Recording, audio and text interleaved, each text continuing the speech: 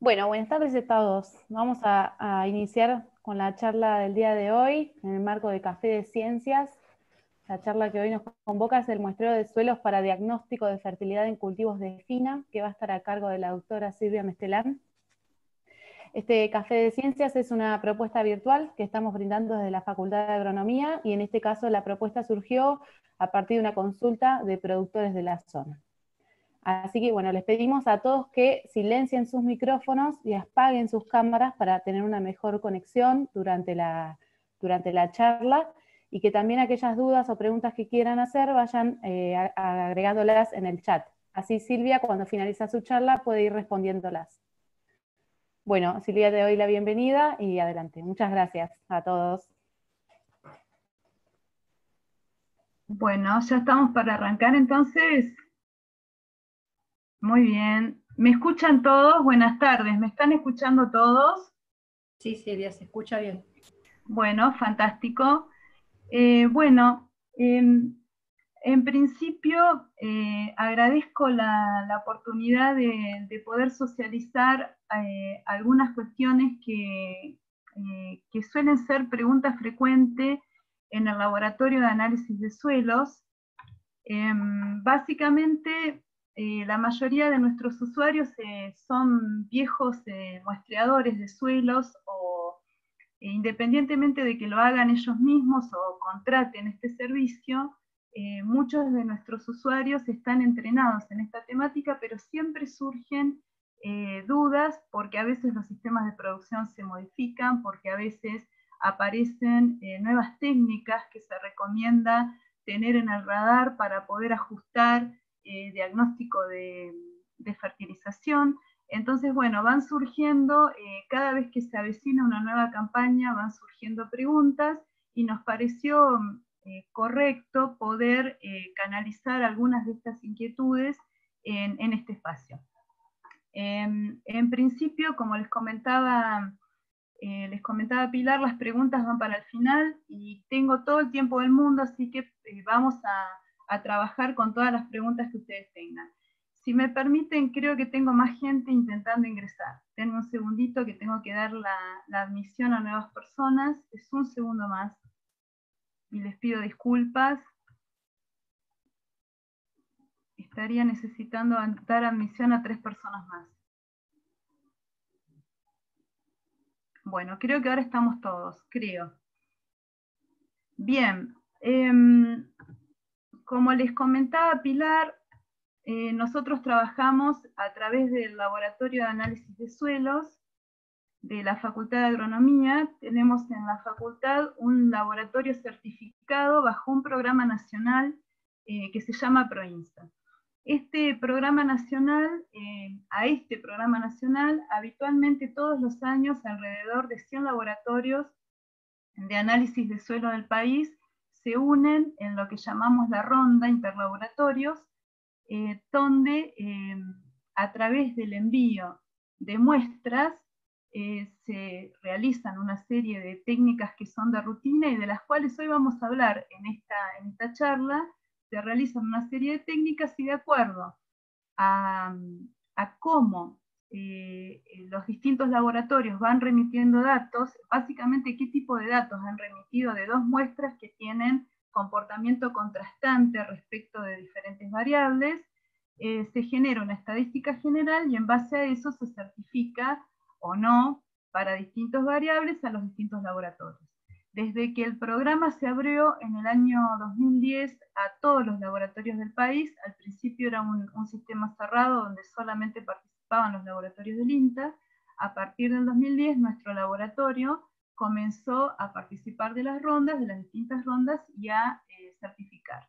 Y lo bueno de todo esto es que podemos acceder, entre otras cosas, a capacitación que la ha tomado parte del personal, con lo cual, en general, los laboratorios que logran certificar distintas técnicas bajo este sistema dan una garantía de pertenecer a ciertos criterios o ciertos estándares de precisión y exactitud.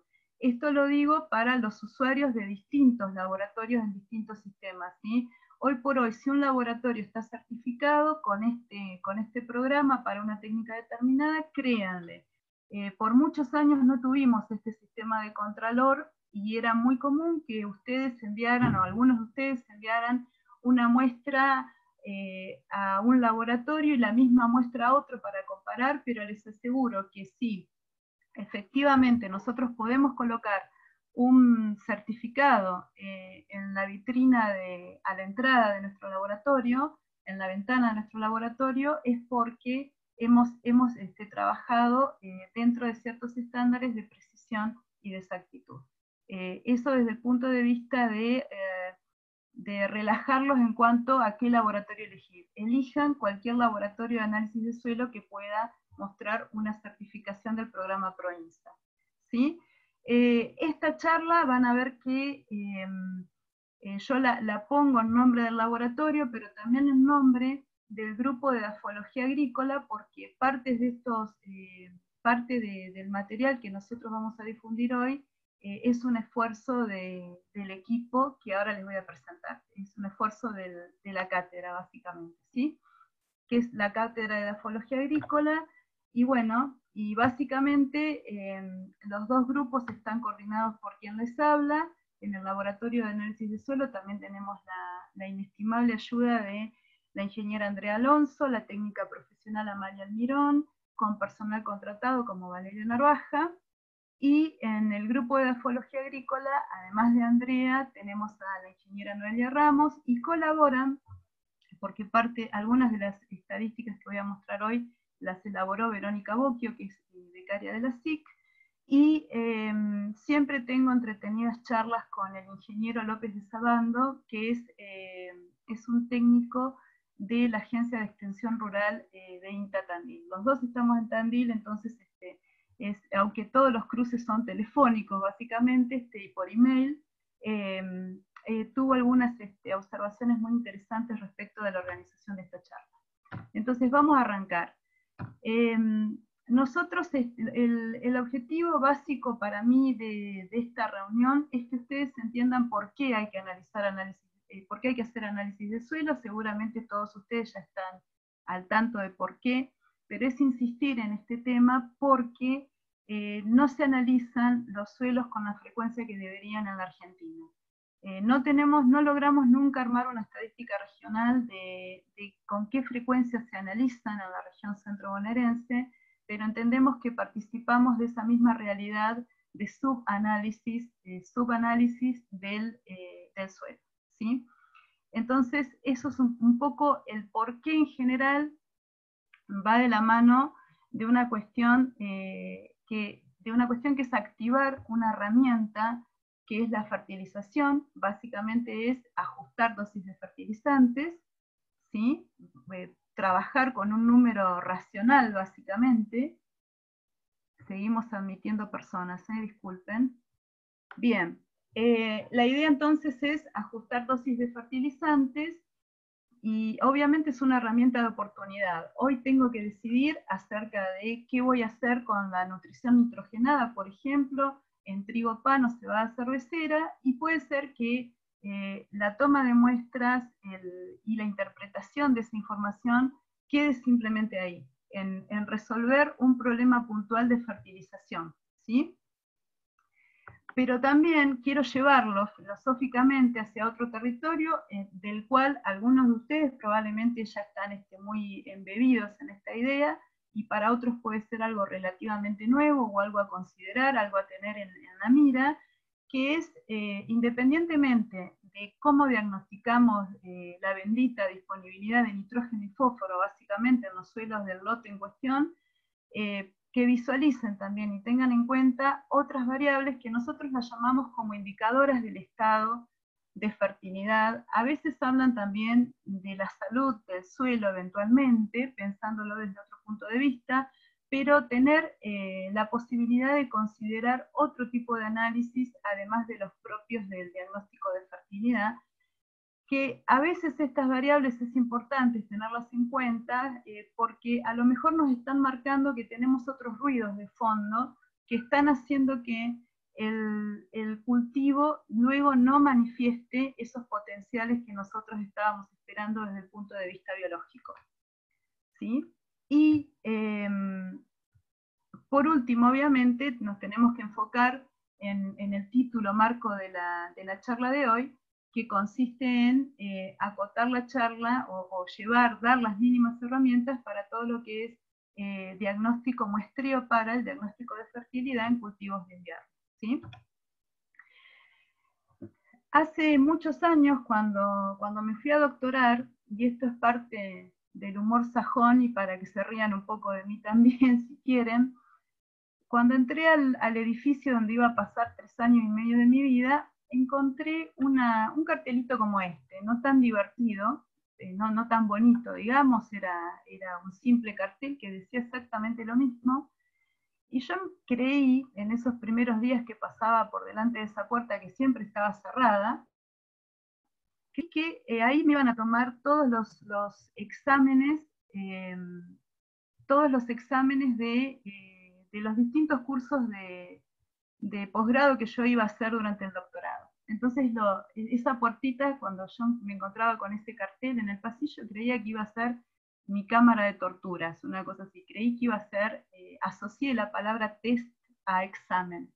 Y en realidad, esto en realidad tiene que ver con una cuestión más práctica. Del inglés, test quiere decir hacer un análisis, pero curiosamente los análisis en suelos nos dicen muchísimas cosas. Podemos hacer algo así como forénsica, si ustedes quieren, como cuestiones, como reconstruir qué es lo que se hizo con el manejo, cuando uno deja de hacer estrictamente lo que es el diagnóstico de fertilidad, ¿sí?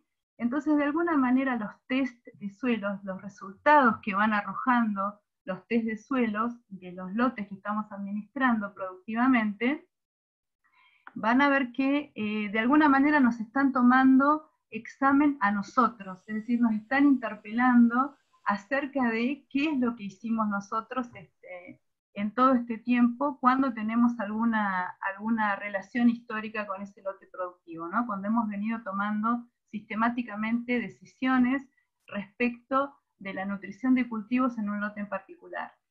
En realidad lo que este cartelito quería decir, este simpático cartelito quiere decir que está colgado en todos los laboratorios de análisis de suelos tanto de Canadá como de Estados Unidos. Los ingleses tengo entendido que no lo usan, y los alemanes tampoco.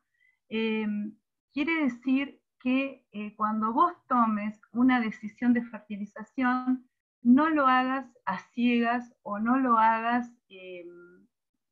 no lo hagas a ciegas, es decir, que tengas un dato detrás para tomar la decisión de fertilización. Y el día que abrí la puerta de ese lugar, descubrí que efectivamente estaba frente a un laboratorio de análisis de suelo y no frente a un lugar donde me iba a tomar examen a cada rato porque estaba haciendo un posgrado. Pero bueno, independientemente de esto, de acuerdo a las estadísticas del Instituto para la Nutrición, el Instituto Internacional para la Nutrición Vegetal, el IPNI-CONOSUR, que ayer me enteré hablando con su exdirector, Fernando García, que lamentablemente ha sido disuelto este organismo, que llevaba estadísticas muy interesantes en relación a la conducta de fertilización y a qué estaba pasando a nivel nacional con algunas propiedades de los suelos. En la Argentina, y se toman una serie de recaudos para hacer esta comparación, se dice que se muestrea 8 veces menos que en Brasil el suelo. Y eso, curiosamente, no está atado de un bajo consumo de fertilizantes, sino que todo lo contrario, cada vez estamos usando más fertilizantes. También estamos produciendo más, esa es la buena noticia, ¿sí? Esencialmente estamos produciendo más y estamos consumiendo más. Hemos llegado a un consumo total global de 4.000 millones de toneladas, con la mitad de lo que se consume siendo de producción nacional, básicamente. Ahora, si estamos apostando fuertemente a la fertilización como una herramienta para activar la productividad, pero no estamos analizando los suelos, claramente podemos estar corriendo el riesgo de o sobreestimar la cantidad que estamos aplicando de algún fertilizante, Y en particular, esto es muy fuerte en el caso del nitrógeno, ¿sí? El nitrógeno es un elemento que en el suelo y en el sistema suelo, planta, atmósfera, como decimos nosotros, es muy dinámico y puede generar muchísimos problemas desde el punto de vista de lo que es la acumulación o su desaparición. Acuérdense que el nitrógeno participa de fenómenos de ganancia y de pérdida especiales dentro de lo que es el agroecosistema, pero básicamente podemos tener algunos puntos finales de recepción de este nitrógeno que no están usando los cultivos, pero que lo hemos agregado intencionalmente a través de la fertilización. Ustedes saben que podemos terminar, por ejemplo, con agua subterránea contaminada. No es lo frecuente en la Argentina, porque en general no somos grandes, no somos derrochones, no tenemos subsidios como tiene la producción europea o la producción americana para la producción. Cada kilo de nitrógeno que estamos agregando lo pensamos muy bien, pero no siempre lo estamos haciendo, lo pensamos muy bien sobre todo desde el punto de vista de lo económico dentro de un planteo productivo, pero no siempre lo estamos pensando sobre la base racional de haber hecho primero un relevamiento a través de un muestreo de suelos. Siempre que estamos pensando en la nutrición para las plantas, y obviamente nos desvela que nada falte, todo lo hacemos en pos de corregir déficit básicamente y de no generar desbalances. También tenemos que pensar que el suelo, la mayoría de los fertilizantes se están aplicando al suelo, aunque existen variantes para aplicar en planta, existen variantes foliares, tanto para el nitrógeno y para el azufre. Se han incorporado ahora mezclas que también tienen fósforo.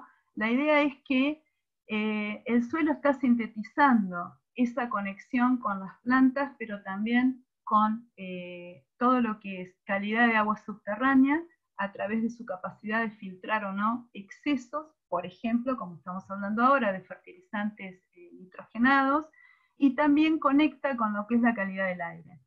En algún momento yo tuve oportunidad de colaborar con la gente de gases de efecto que estudia o analiza la emisión o captura a partir del suelo de gases de efecto invernadero, que se encuentra en Exactas, es un grupo de ciencias exactas de nuestra universidad, y siempre me sorprendió los picos de emisión que hay de óxidos nitrosos, que se llaman N2O y NO técnicamente a nivel químico, cada vez que se fertiliza un verdeo de avena que hay enfrente a Veterinarias en Tandil. Ese es el sitio experimental de ellos y suelen traer muestras para que nosotros analicemos algunas variables y ayudemos a explicar algunos fenómenos, pero cada vez que yo veo las curvas de emisión de óxidos nitrosos están muy vinculadas con los eventos de fertilización, ¿sí? Entonces el suelo, este gran conector de lo que llamamos el sistema suelo-planta-atmósfera, pero el suelo siempre en el medio, mediando esa conexión con la calidad del agua y con la calidad del aire, bueno, hace que tenga que ser analizado para poder aplicar racionalmente fertilizantes. Lo que ven ahí a la derecha me recuerda mucho el lago del Fuerte en Tandil, de donde soy y donde vivo. El lago del Fuerte tiene estos niveles, sobre todo en verano, estos niveles de eutrofización, porque estaría recibiendo aparentemente, tiene pequeños tributarios que vienen de las sierras en Tandil, y obviamente hay una gran descarga, una fuerte descarga de nutrientes que después quedan en un sistema particularmente estancado, que lleva a lo que es la eutrofización. Si bien nosotros rara vez generamos esto con los cursos de agua superficial, a nivel de arroyos que van cruzando los distintos territorios de nuestros partidos en el centro de la provincia de Buenos Aires, rara vez tenemos eso y rara vez tenemos peces desesperados por la búsqueda de oxígeno, ¿no? Que es lo que está mostrando la foto. Está mostrando que está demasiado saturado en nutrientes el sistema, las algas tienen una explosión en productividad y sacan el oxígeno a los peces que desesperadamente van a la superficie a buscarlo.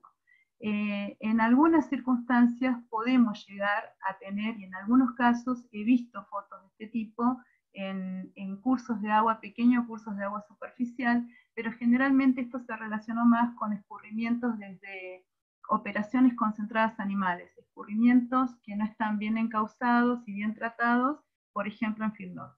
Pero esta foto ya la tenemos acá. Era algo muy frecuente en Europa y en Estados Unidos y ya la tenemos acá. Y obviamente esto quiere decir que hubo algún exceso de algún fertilizante, puede haber sido nitrógeno, puede haber sido fósforo, que fue conducido superficialmente hasta un curso de agua superficial, un cuerpo de agua superficial, y llegó a deteriorar la calidad del ambiente acuático como lo están viendo en esta foto. Insisto que estas fotos ya pueden ser nuestras. ¿Sí? Bien.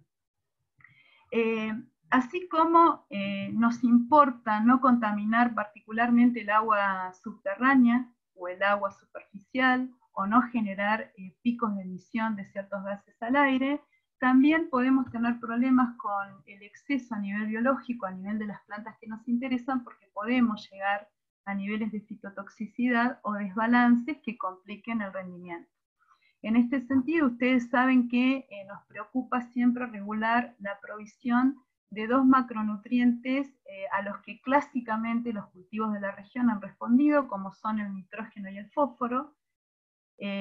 Van a ver que hoy puedo contarles que puede haber algunos cambios en lo que es la respuesta a fósforo, pero básicamente cuando ya los niveles de nitrógeno y fósforo han sido satisfechos en los suelos de la región, nosotros podemos llegar a encontrar problemas con lo que es la disponibilidad de azufre, y sobre todo si están pensando en cultivos de invierno y relaciones con la calidad del producto que ustedes quieren generar, particularmente en trigo pan.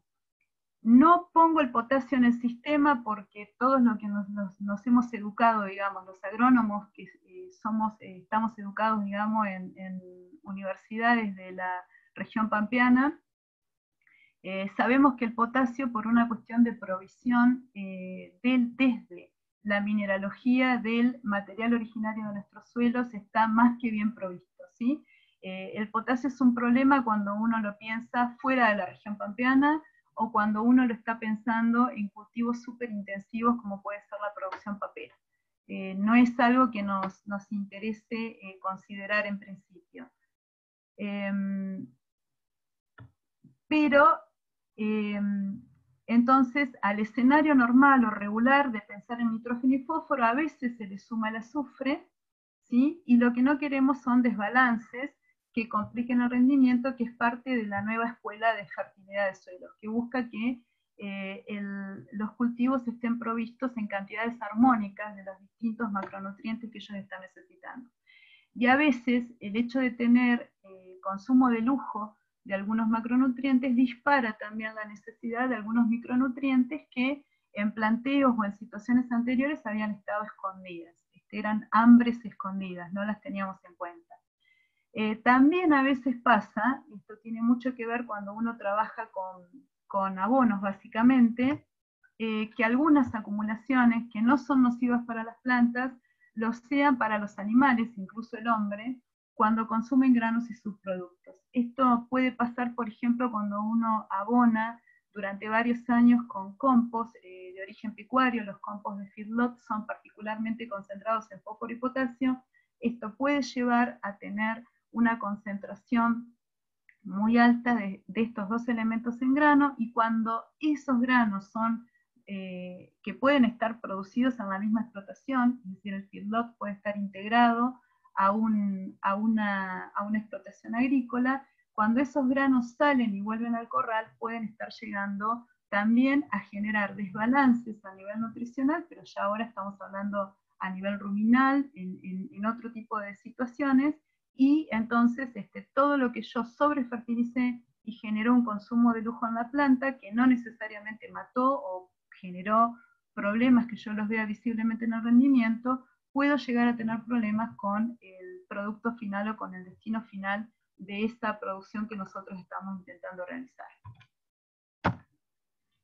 Bien, también me podría pasar que yo invierta una cantidad notoria de dólares en producir algunas hectáreas de un cultivo, de algún cultivo de invierno, y puede que nosotros no veamos el rendimiento que estábamos buscando porque al no haber analizado suelos encubrimos o no tuvimos en cuenta alguna cuestión de subnutrición. Entonces, el análisis de suelo, en primer lugar, y desde el objetivo de esta charla, es una herramienta de manejo de una práctica que es la de fertilización para optimizar básicamente la producción biológica, pero lo que pretendemos al insistir en que ustedes tengan en cuenta esta herramienta es buscar la protección del ambiente productivo y no generar lo que se llaman pasivos ambientales por contaminación, básicamente. Tampoco queremos que los cultivos se lleven todo lo que pueda sin reponerse, ¿entiende? Porque ahí tenemos otra visión del pasivo ambiental, que es la de generar balances cada vez más negativos en el stock de nutrientes en el suelo. Entonces yo puedo o contaminar por un lado por no tener en cuenta los análisis, o generar déficit que pueden llegar a perjudicar la producción futura. Y esto puede ser, esto como lo estamos charlando hoy, puede ser simplemente quiero aprender a ver cómo analizar información, cómo obtener muestras de suelo y analizar información de suelos para fertilizar trigo y cebada, pero también puede ser el puntapié o la posibilidad de empezar a armar un plan de fertilidad y manejo del suelo que obviamente va a exigir que pacientemente ustedes recolecten toda la información de suelos que tienen de un lugar, más la que van a ir produciendo a medida que van asesorando y van recomendando hacer análisis de suelo en distintos sistemas productivos. Generalmente la persona que analiza suelos es una persona que es muy prolija en todo lo que es llevar registros y tenerlos en cuenta para tomar decisiones, ¿sí? No se hacen en vano, digamos, los análisis son muy utilizados luego para tomar decisiones. Bien, obviamente las ventanas, las oportunidades para muestrear suelos están ajustadas a los ciclos productivos, y si queremos corregir déficits nutricionales, muchos de nosotros nos quedamos tranquilos cuando ya a siembra hemos corregido todas estas cuestiones, todo lo que es sobre todo los déficits de nitrógeno y fósforo, si los hubieran tenido, los hubieran diagnosticado. Y básicamente esto en abril nos lleva a pensar en trigo pan y cebada cervecera, ¿sí? Ustedes van a ver que hay una conducta muy aceitada o muy incorporada en la producción de estas dos especies, tanto a nivel de la provincia de Buenos Aires, eso es lo que significa el PBA aquí, provincia de Buenos Aires, donde tenemos 1,5 millones de hectáreas sembradas con trigo pan, según estadísticas que liberó este año. En enero de este año se publicó un informe a partir del Censo Nacional Agropecuario que evaluó datos puntuales. Hay un informe publicado con datos puntuales de una ventana que tomó julio de 2017 a junio de 2018, básicamente, que nos da que en general en la provincia de Buenos Aires estamos produciendo mucho más trigo pan que cebada cervecera. En el partido de azul, fíjense, en realidad yo digo el partido de azul, centro de la provincia de Buenos Aires, cuando nosotros lo analizamos con Verónica Bocchio en todo lo que es patrones de uso del suelo a través de estadísticas que se liberan por el Ministerio de Agricultura, bueno, que ha cambiado varias veces de nombre ya en estos últimos años. En los análisis que hacemos con Verónica y con Eduardo Requesens, nosotros estamos considerando el centro de la provincia de Buenos Aires como originariamente lo tomó la Universidad Nacional del Centro, que es el TOAR, el famoso TOAR, que es Tandil, Olavarría, Azul y Rauch. Básicamente trabajamos con esos partidos cada vez que analizamos uso de la tierra. Y ahí tienen entonces que aproximadamente el 14% de la superficie sembrada con trigo está radicada en el TOAR, y algo más del 20% de la cebada cervecera se produce en este TOAR, con una particularidad que es que cuando se trabaja o se se analizan los números a nivel provincial, los dos cultivos están siendo fertilizados en alta proporción. Alrededor del 87% del trigo se fertiliza y del 90% de la cebada cervecera se fertiliza. Si bien desde el laboratorio y trabajando y comentando esto con los colegas del INTA, estamos haciendo un gran esfuerzo por intentar ver cuánto es esto en la provincia de Buenos Aires, cuánto es esto en el centro de la provincia de Buenos Aires. Creemos que si bien tenemos, por ejemplo, una proporción mayor de cebada cervecera sembrada en la región, creemos que el comportamiento en cuanto a la adopción de la fertilización es muy similar a lo que es la conducta para el resto de la provincia de Buenos Aires. Y lo que sí desconocemos es con precisión cuánto de esta superficie fertilizada en la región centro va con análisis. Eso es lo que intentamos llevar a través de algunas estadísticas del laboratorio, pero bueno, es bastante difícil de reconstruir.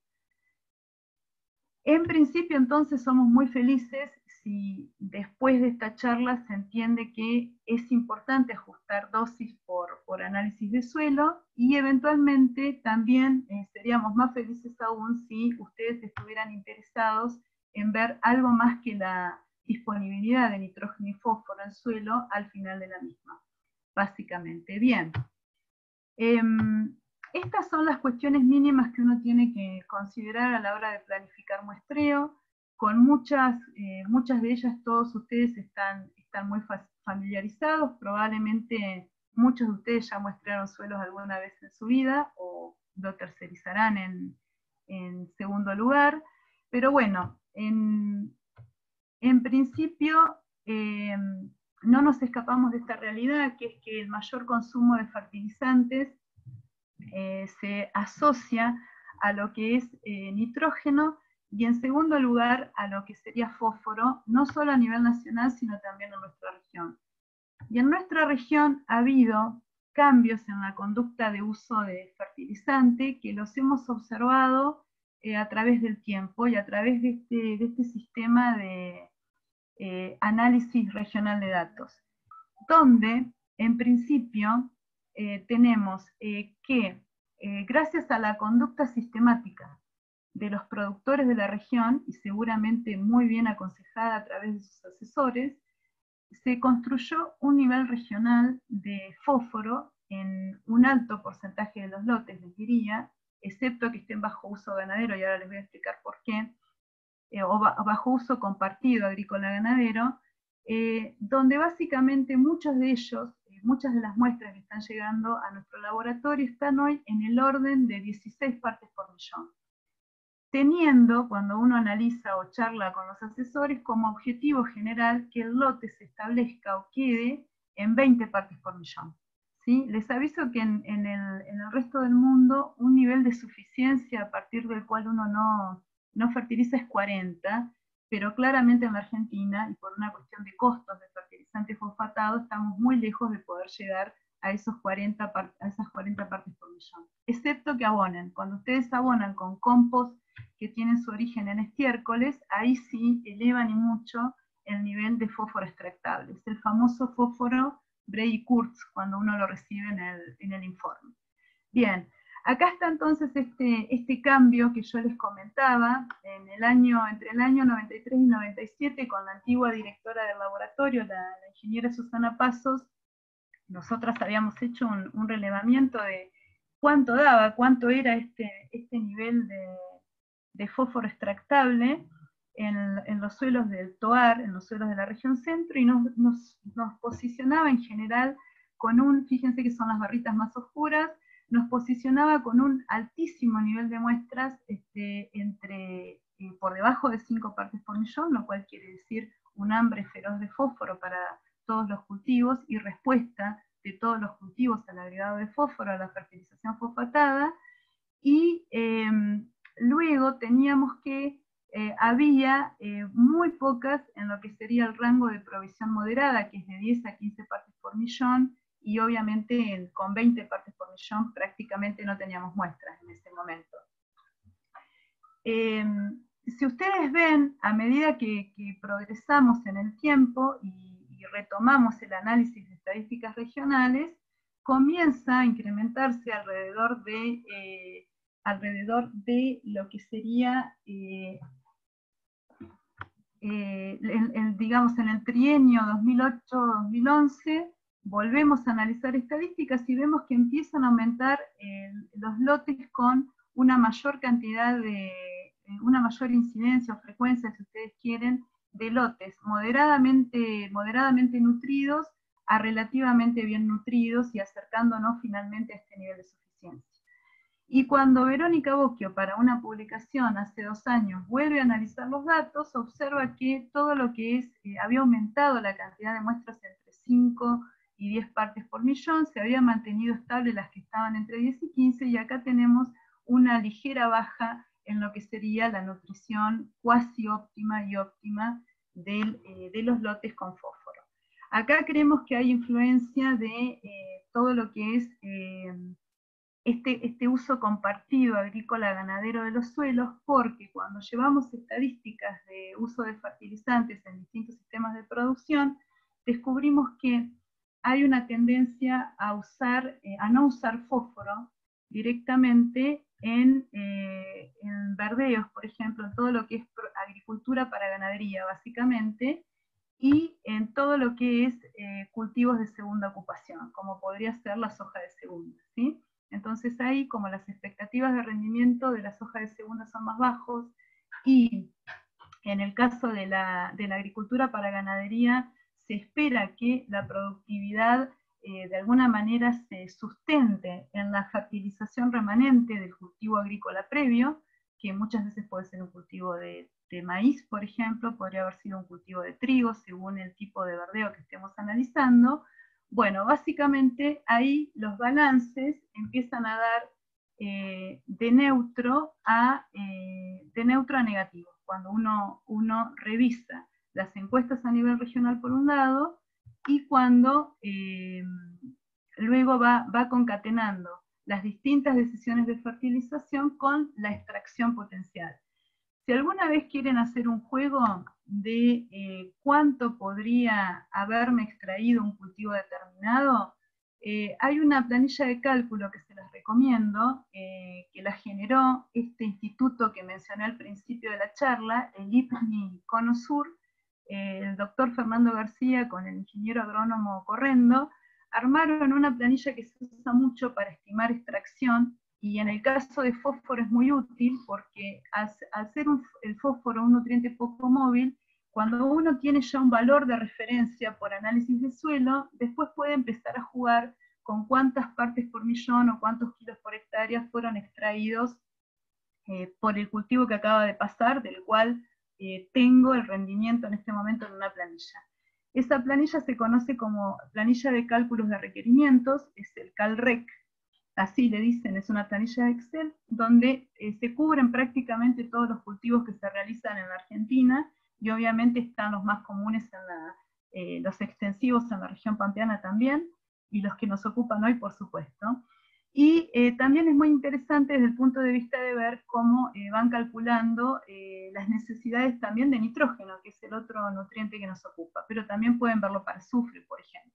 ¿Sí? Es un insumo que ustedes pueden tener y pueden simular rápidamente, sobre todo cuando están empezando a delinear o planificar a dónde quieren llegar con ese lote, a qué productividad quieren llegar. Bueno, ahí les va a contar ese sistema, o les va a calcular ese sistema, de cuánto fósforo, de cuánto nitrógeno deberían disponer en principio. ¿Sí? Bien. Básicamente entonces se pueden encontrar, si hace mucho que no han muestreado fósforo en un lote, se pueden encontrar con la sorpresa de que pueden estar en niveles moderados o cuasi óptimos, que son estas mágicas 20 partes por millón que consideramos para la mayoría de los cultivos, incluyendo lo que nos ocupa hoy, ¿sí? Ese 20 es la referencia. Obviamente, si ustedes en el análisis quedaron entre 16 y 20, pueden eventualmente considerar o no la necesidad de fertilizar, y como ustedes saben, todo lo que es corrección de déficit de fósforo se realiza a siembra, y hoy por hoy son aplicaciones localizadas. En el pasado había también aplicaciones a boleo de fósforo, si bien nosotros no tenemos los suelos más fijadores del mundo de fósforo, recuerden que acá no hay ceniza volcánica, que es un infierno si uno tuviera que fertilizar con fósforo porque la secuestra este nutriente inmediatamente. Tampoco tenemos suelos con óxidos de hierro o aluminio en la superficie, que son los otros suelos problemáticos para fertilizar con fósforo. Sí tenemos una característica en la región, que es que los suelos con mayor distribución areal, que podrían ser esencialmente en sector agrícola, la famosa serie azul o la serie Tandil, estos dos suelos son algo así como primos por las características que tienen, y tienen un elevado contenido de arcilla en superficie, que eso sí puede hacer que no todo el fósforo que yo agregue esté tan disponible como pretendo. Si bien los fertilizantes fosfatados, no importa cómo se llamen, superfosfato, triple diamónico, monoamónico, son altamente solubles, una vez que comienza a difundir el fósforo de la banda de aplicación, empieza a interaccionar con los minerales. Esto es parte de la teoría edafológica, pero es muy cierta. Empieza a haber interacción, y esto es lo que hace que el fósforo no se lave, por ejemplo. El fósforo suele quedar o precipitado o absorbido, y de alguna manera disponible para el siguiente cultivo, pero también hace que podamos tener alguna cuestión respecto de lo que nosotros creemos es la disponibilidad para estos suelos y el contenido de arcilla del horizonte superficial. Dato que generalmente no es tenido en cuenta, porque si hay un análisis que no se pide en un laboratorio de análisis de suelos, es el de textura. Nosotros, si bien hacemos o corremos el análisis de textura, generalmente lo hacemos en entornos de investigación, o en entornos de suelos dedicados a ganadería, donde llevar toda esta discusión de la aplicación de fertilizantes es algo mucho más complejo, porque la mayoría de ellos parten de no solo de problemas con horizontes enriquecidos en arcillas, sino que además tienen otras cuestiones que hay que mirar, que son las que hablaremos en unos minutos en adelante, ¿sí? Pero básicamente podría ocurrir, según los registros que ustedes tengan disponibles de un lugar, podría ocurrir que esté saciada la necesidad de fósforo de un lote, ¿sí? Y a partir de 16 partes por millón podrían eventualmente considerar no fertilizar o fertilizar en dosis bajas. En general nosotros tenemos una regla que la hacemos desde el punto de vista de los cálculos de química de suelos, que es cada vez que queremos aumentar en una parte por millón el contenido de fósforo de un suelo, deberíamos agregar 10 kilos de fertilizante fosfatado. La concentración de fósforo del diamónico y monoamónico es prácticamente la misma, y está hecha con esos fertilizantes en mente, ¿sí? Cuando estamos hablando del nitrógeno, en general los colegas de la región, hice algunos llamados telefónicos hoy para corroborar esta idea, que es algo que se maneja desde hace algunas décadas, ya se trabaja con un modelo de balance donde se considera la demanda del cultivo, por lo cual ustedes tienen que estar muy conscientes de cuál es el rendimiento que pretenden de ese lote.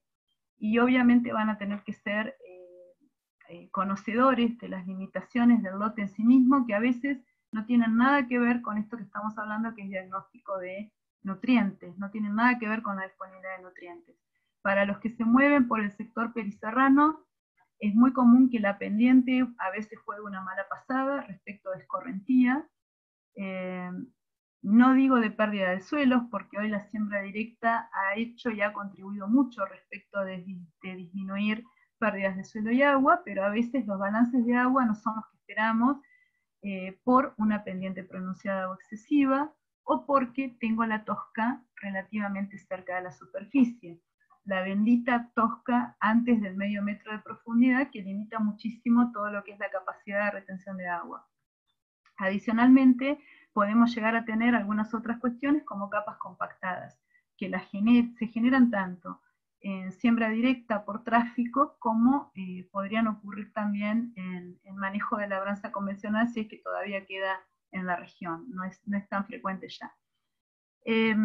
Una vez que ustedes han fijado ese rendimiento objetivo, que hoy lo charlábamos con un colega de Tandil, está en el orden con Marcelo, en el orden de 5 toneladas por hectárea, de 5.000 kilos por hectárea, básicamente tanto para cebada como para trigo, en lotes donde obviamente no hay grandes limitaciones productivas y cuando el clima nos acompañó, básicamente lo que vamos a ver después para inferir o calcular la dosis de fertilizantes es el aporte en el suelo, que es esta variable que se pide al laboratorio, que es el nitrógeno como nitratos, ¿sí? Que en este sentido no hay nada nuevo, es una vieja herramienta, que lo que va a mostrar esencialmente presiembra, muy sobre la fecha de siembra en realidad, es el aporte del suelo, básicamente por degradación de materia orgánica joven, que sería la materia orgánica que proviene del cultivo antecesor. Básicamente eso es lo que recapitula o lo que analiza el contenido de nitrógeno como nitratos en el suelo. Y más recientemente, o en realidad ya desde hace una década, se trabaja con otra variable que conocemos como nitrógeno en incubaciones anaeróbicas, que también se la llama NAN, N grande a N chiquita. ¿Qué nos puede pasar cuando estamos entonces analizando estas dos posibles disponibilidades desde el suelo? La del cultivo antecesor a través del nitrógeno como nitratos, o la que vendrá potencialmente mineralizable a partir de la materia orgánica, es que puede haber una buena provisión de ambos.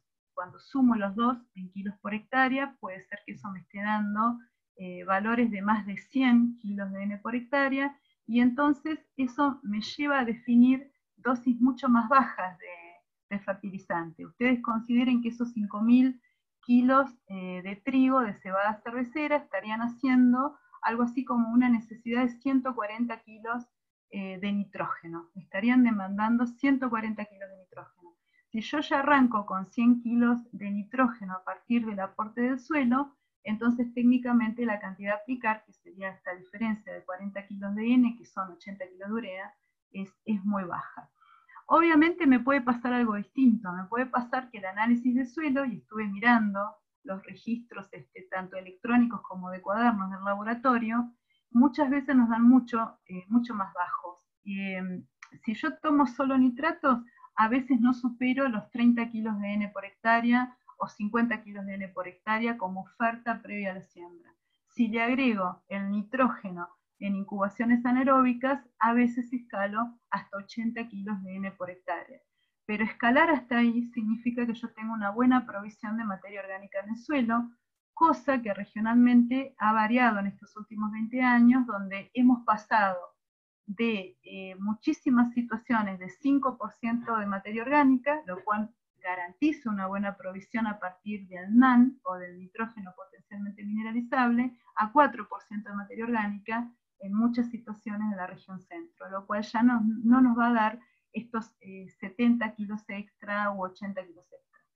Entonces, eso nos lleva a situaciones donde la dosis que necesitaríamos usar sea mucho más alta, y tendríamos que dividirla y definir su oportunidad en virtud de la marcha del clima, cosa que todos los colegas viven teniendo en cuenta cada vez que están trabajando a nivel de producción, respecto de que ese nitrógeno sea efectivamente utilizado por las plantas, en el sentido de que si yo lo divido y no lo resuelvo absolutamente toda siembra, a veces porque la dosis es muy alta y podría generar fitotoxicidad, y a veces porque quiero repartir riesgos, si ustedes quieren. Muchísimos trabajos, tanto del sudoeste de la provincia de Buenos Aires, como del sudeste, como del centro, muestran que puede haber lógica a favor y números a favor de esta repartición de la dosis. Podemos llegar a tener la necesidad de un nuevo muestreo más adelante del cultivo. Estamos hablando de corregir básicamente luego las deficiencias con una nueva aplicación a macollaje. Hay todo otro mundo que quienes estén vinculados con agricultura de precisión seguramente lo conocen, y es que el segundo muestreo de suelos, que teóricamente me ayuda a ajustar la segunda dosis de nitrógeno, no necesariamente podría ser o debería ser un muestreo de suelos, porque existe hoy tecnología de la mano de la agricultura de precisión, donde se utilizan imágenes espectrales, todo lo que es sensoramiento remoto, básicamente a partir de índices de verdor ajustados, donde uno podría lograr un ajuste o una sintonía fina de esa segunda aplicación de nitrógeno, que también podría venir de la mano no ya de fertilizantes sólidos, como se suele hacer a siembra, sino de fertilizantes líquidos, puesto que hoy hay una cultura de uso de fertilizante líquido, bastante más afianzada que hace 15 años atrás o 20 años atrás. La idea de incluir fertilizantes líquidos es muy interesante porque además puede venir de la mano de no solamente pensar en nitrógeno, sino también como puede ser el WAN, que técnicamente son todas formas de nitrógeno las que constituyen este fertilizante líquido, sino también pensar en otro tipo de soluciones comerciales que también estarían aportando azufre.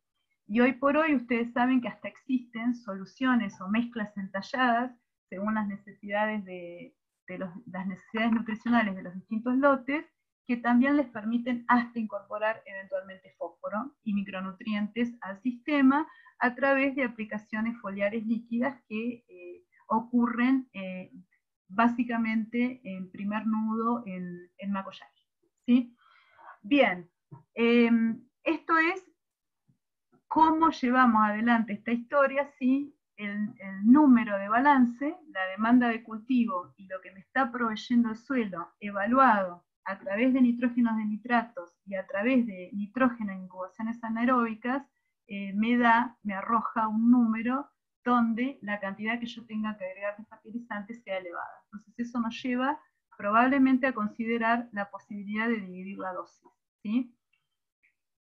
Esta variable de la cual estábamos hablando recién, el nitrógeno en incubaciones anaeróbicas, que se mide únicamente para el horizonte superficial, puesto que el horizonte superficial es el que mayor contenido de materia orgánica tiene, y supuestamente es la fuente de este nitrógeno que se va a liberar. Esencialmente charlábamos hoy con algunos colegas en primavera, es decir, la temporalidad de las dos formas de nitrógeno que yo evalúo a través de análisis de suelo es distinta. Cuando yo mido nitrógenos de nitrato es un nitrógeno efectivo, es lo que yo tengo hoy. Desgraciadamente por esos fenómenos de los que participa el nitrógeno, mañana pueden estar. Lo que yo hubiese medido hace una semana en un lote, con la lluvia que acaba de haber en Azul y Tandil, es muy probable que dentro de 48 horas esté a nivel de 20-40, y yo posiblemente no lo vea en la siembra próxima, digamos, en la siembra que puede ocurrir en el próximo mes, o a partir del próximo mes. Entonces, el nitrógeno como nitrato es un indicador, si ustedes quieren, más lábil, es una foto del momento. Y como tal exige, con esta situación que puede tener sobre todo de pérdidas por lavado, que no solamente lo estemos evaluando en la capa de 0,20, sino que incorporemos, y con muchísimo esfuerzo, porque en los suelos de la región 20-40 es entrar en el corazón de la arcilla, es entrar en el BT.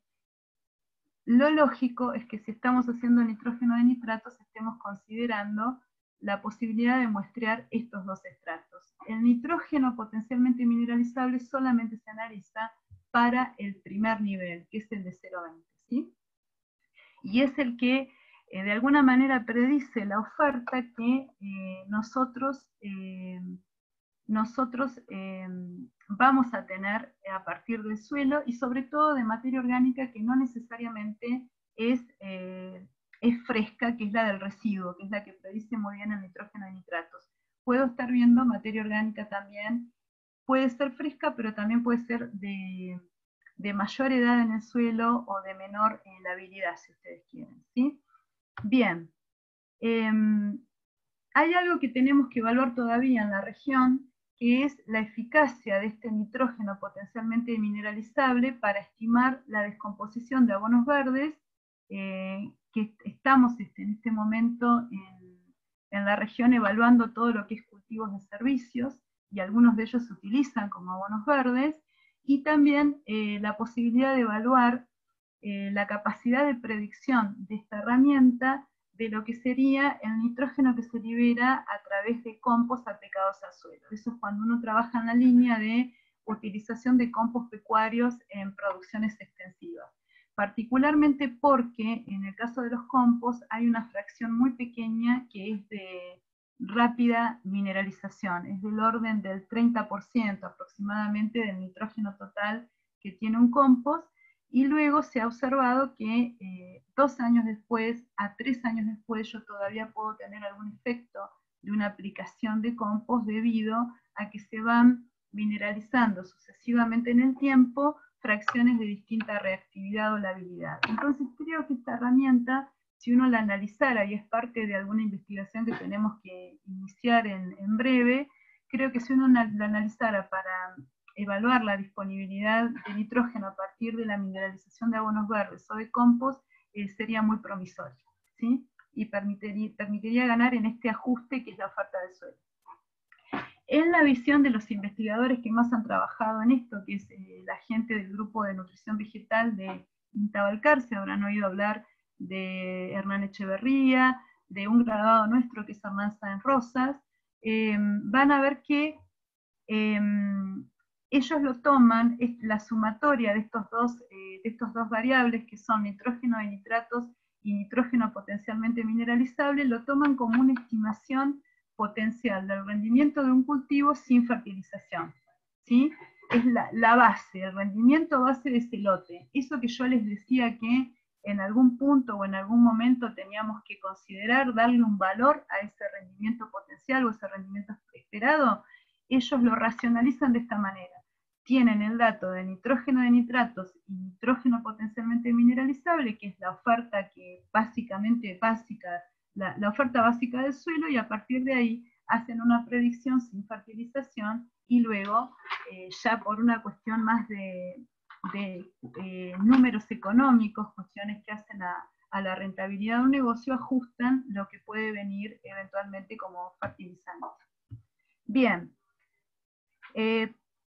algunas de las variables que nosotros medimos, aquí tienen, en este momento estamos en ajuste de esta propiedad o de esta variable en el laboratorio de análisis de suelo, pero es muy probable que en primavera, cuando podamos volver de la cuarentena, ya podamos ofrecerla.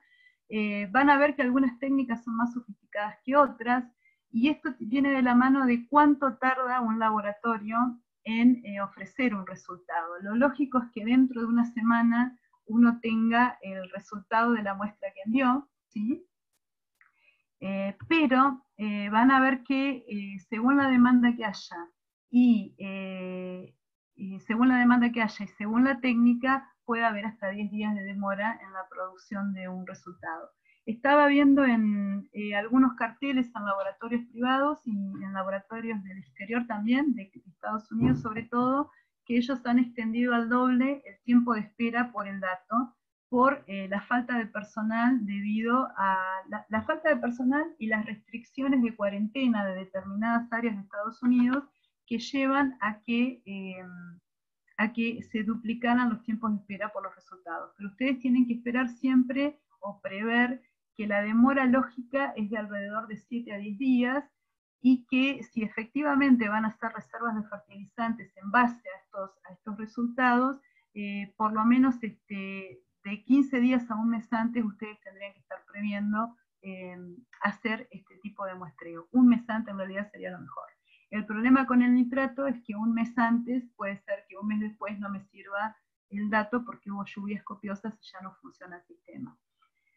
Cuando yo les planteaba esta charla, les dije que a veces tenemos que pensar un poquito más allá de lo que es el cultivo que viene, y tenemos que considerar, junto con la muestra que estamos remitiendo al laboratorio, particularmente la de 0,20, pedir analizar otras variables que hacen a la fertilidad y al estado clásico del suelo, al estado de salud del suelo, como la materia orgánica, el pH, la salinidad en algunos casos. Tenemos del centro al norte del Partido de Azul algunos lotes que clásicamente eran ganaderos, estaban bajo manejo ganadero, pasaron a soja, y luego se salinizaron, o por lo menos se incrementó de una manera sugestiva el contenido de sales, por lo cual algunos de ustedes que no están totalmente en el territorio de los suelos agrícolas, los mejores suelos teóricamente de un partido, pueden llegar a tener que tener en cuenta la evaluación de la salinidad a partir de la conductividad eléctrica. Cuando hoy hablábamos con Andrea Alonso del Laboratorio de Análisis de Suelo, y le digo, Andrea, decime cuánto, calculame en dólares cuánto está saliendo a hacer lo que es un análisis de disponibilidad clásico de nitrógeno y fósforo, agregándole carbono orgánico, pH y conductividad eléctrica, descubrimos que estamos en los mismos niveles de costos que Estados Unidos. Básicamente son $15 la muestra cuando uno hace el análisis completo, ¿sí? Calculado a $1 intermedio entre el oficial y el blue. Esa fue la manera en que lo calculé hace un rato. Y básicamente el costo es mínimo en relación a todo lo que ustedes pueden ganar utilizando esta herramienta y ajustando la dosis de fertilizante, y luego averiguando cómo han venido, por ejemplo, con el sistema de labranzas, cómo han venido con las secuencias de cultivos o las rotaciones. El carbono orgánico es genial para inferir si tienen que hacer sintonía fina en labranzas o en secuencia de cultivos, ¿sí? Y estas cuestiones que hacen a limitaciones básicas que a veces imponen el pH y la conductividad eléctrica cuando uno no tiene la suerte de disponer de los mejores lotes para producir, y tiene que tomar decisiones en base a estos parámetros respecto de seguir adelante con un manejo agrícola o pensar eventualmente en otro tipo de especies para manejo ganadero. Bien, ahí tienen entonces, son muy sencillas. Hay estas dos variables para mí, sobre todo en la interfase entre suelos agrícolas y suelo ganadero, tanto el pH como la conductividad eléctrica son determinaciones rápidas. Estas sí que se pueden sacar en 2 días técnicamente. Una vez que se secó el suelo, al día siguiente está el dato. Nitratos también, en la forma en que nosotros lo trabajamos, es un dato que podría llevar 2 a 3 días, básicamente, no los famosos 7 días o 10 días. Pero estas dos variables son increíblemente poderosas y económicas y fáciles de medir en poco tiempo, y proporcionan muchísima información de los lugares que ustedes tienen que atender, ¿sí? Donde están tomando decisiones. Bien. Si nos hemos convencido de que tenemos que muestrear entonces un lote de producción,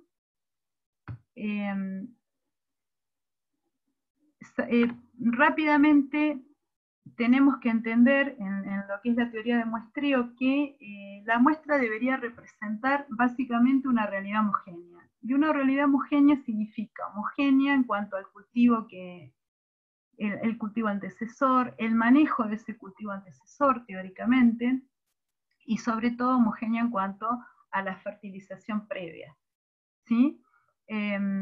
Si yo estoy en la teoría de manejo del sitio específico, obviamente no voy a tener esa posibilidad de manejo homogéneo de nutrientes, porque técnicamente me voy a movilizar con el concepto de aplicación a tasa variable de fertilizantes, pero eso es a los fines precisamente de poder homogeneizar el tenor de base de un nutriente en todo un lote. Pero la idea o la teoría de muestreo básicamente nos lleva a que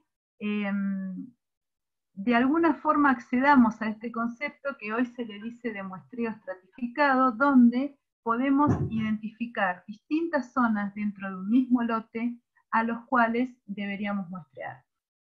Con agricultura de precisión, básicamente, nosotros podemos llegar a manejar, aquellos que lo estén considerando como una posibilidad o ya lo estén haciendo, vamos a tener la realidad de que distintas porciones del lote pueden haber tenido densidad de siembra distinta, con productividad distinta y extracción distinta, lo cual hace que lo que me quede en el suelo también sea diferente. La disponibilidad de nutrientes en el suelo sea distinta. Y también puedo haber regulado de diferente manera la dosis de fertilizante.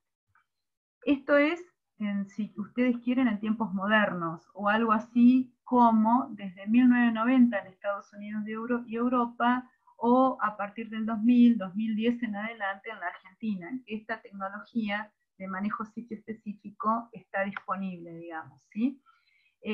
Lo que estaba leyendo hoy es que en Estados Unidos y en Canadá toda esta tecnología es un insumo propio del productor. La gente compra la maquinaria que le permite, tienen sus propias cosechadoras y ellos organizan sus propios mapas de rendimiento, por ejemplo. A diferencia de nosotros, que para nosotros es un costo tercerizado, es una herramienta que uno descansa en terceros. Y entonces el análisis de costos es distinto, porque para ellos los tienen como un componente tienen un componente fuerte de costo fijo por acceder a esta tecnología, mientras que para nosotros entra técnicamente, hasta donde yo entiendo, en el territorio de los costos variables. Independientemente de esto, en la agricultura de precisión, si bien hoy tenemos disponibilidad de la tecnología en la región, y en muchos otros puntos del país, no todo el mundo la está adoptando. Eso es una cuestión a tener en cuenta, pero ya sea con estos nuevos conceptos de agricultura de precisión, o con los viejos conceptos de variabilidad de suelos y de disponibilidad de nutrientes motivados por el relieve, fíjense que acá tengo un mapa, si quieren ustedes, algo así con curvas de igual cota, las famosas curvas de nivel, si ustedes quieren, generadas a partir de un modelo de elevación digital, un trabajo que hicimos para la Facultad de Ciencias Veterinarias, que estaba teniendo un problema muy grande con la variabilidad de avena en un campo experimental muy chiquitito, es un campito de 4 hectáreas, esto que ven acá dibujado son 4 hectáreas, enfrente a la Facultad de Tandil. Bueno, ellos notaban que había productividades muy locas, muy variables, mucha variabilidad en el terreno, entonces dijimos, bueno, a través de una tesis y del uso de algunas ideas de agricultura de precisión, podemos llegar a entender o a intentar explicar qué es lo que le está pasando a esta gente que se volvía loca para definir cómo apotrerar para darle de comer a las vacas en diferentes experimentos, porque básicamente ellos necesitan ofrecer cantidades homogéneas a los distintos lotes que van pasando por los ensayos de pastoreo. Este trabajo de mapa de elevación digital, del modelo de elevación digital, les muestra que había una esquinita muy elevada y luego había diferentes gradientes dependientes, ¿sí? Tenemos que básicamente ese lote va cayendo hacia lo que son aquí, en este sector tenemos los dormitorios de la universidad, acá es donde están los edificios nuevos donde se alojan los estudiantes, como para que se ubiquen, si alguno conoce el campus en Tandil, pero bueno, básicamente tenemos una caída general por tres, fíjense que acá se están definiendo como 3 sectores o 3 grandes cuestiones, 3 sectores donde básicamente 3 grandes pendientes, 3 grandes facetas o aspectos dependientes, ¿sí? Donde el agua básicamente se mueve de esta cúspide hacia este fondo que ustedes tienen acá. La manera en que nosotros empezamos a estudiar la variabilidad en la avena implicó reconocer entonces muestreos en el bajo, algo que es característico, muestreos en la media loma, esto es la vieja teoría de muestreo de suelos, y muestreos en la loma, a ver si variaba, por ejemplo, la densidad de plantas, si había habido distintas fallas de siembra, si cambiaba la posibilidad de macollar de ese cultivo, y si cambiaba en definitiva el rendimiento o no, al final de todo el periodo de análisis. Estas 3 zonas que nosotros tenemos aquí, que las definimos históricamente, siempre se dijo en suelos que había que definir distintas zonas de muestreo de acuerdo al relieve, el alto, la media loma y el bajo. Agricultura de precisión también lo llevaría a definir estos 3 sectores. Esto es lo que se conoce más modernamente como muestreo estratificado, ¿sí? Este concepto o esta palabra divertida, estratificado, no hace más que definir zonas de muestreo donde se toman aleatoriamente muestras. Y esas rayitas que tienen acá, estas especies de triangulitos, estos zigzags, pueden ser patrones de toma de muestra, donde obviamente yo obtengo una muestra por cada zona, ¿sí? A través de generar dijimos, una única muestra compuesta. ¿Compuesta por qué? Por las distintas bajadas o extracciones de muestras que tengo en cada uno de los vértices de este patrón en zigzag que ven acá. Básicamente es eso. Este territorio es muy chiquitito, hablamos de 4 hectáreas, ¿sí? Que se sectorizaron en 3 zonas, pero ustedes tienen mucho más. Ustedes normalmente tienen lotes, dependiendo del establecimiento que tengan, pero pueden hablar de lotes de 25 hectáreas, 50 hectáreas, 100 hectáreas, 150 hectáreas, con mayor o menor variabilidad. Si bien yo acá estoy en el Periserrano, y estoy muy cerca de un afloramiento rocoso que está enfrente, está en este sector, y por eso tengo estas variaciones en la altitud sobre el nivel del mar, cuando se trabaja con suelos que son marginales desde el punto de vista de la agricultura, créanme que esto es mucho más difícil. Es mucho más difícil encontrar los sectores altos, los sectores medios, los sectores bajos, pero también están. Solo que en patrones no tan claros como este mapa de elevación digital que yo puedo generar acá. Y a su vez, estimar la proporción de cada uno de estos sectores, mapear esto es importante en cuanto a si hubo variaciones en el manejo, por ejemplo la fertilización previa, o qué distribución areal, por ejemplo, tiene esta loma, porque probablemente la densidad de siembra y la tasa de aplicación de fertilizantes sea distinta si yo tengo acceso a todo lo que es la tecnología de sitio manejo específico. Si yo no lo tengo, que es algo que me preguntaban mis alumnos hace 25 años atrás, muy, ¿cómo podría decir? Muy lúcidamente, me decían, señora, yo no tengo manera de manejar esto como tasa variable, aplicación variable de fertilizantes, ¿puedo tomar una muestra? Claramente sí, al menos tomen una muestra de ese lote, al menos tomen una muestra como para saber dónde están parados, pero créanme que el relieve y el manejo previo pueden hacer que los datos sean muy distintos, y si ustedes tienen acceso a la tecnología de aplicación variable, puede ser muy interesante que lo consideren, ¿sí? Básicamente es eso.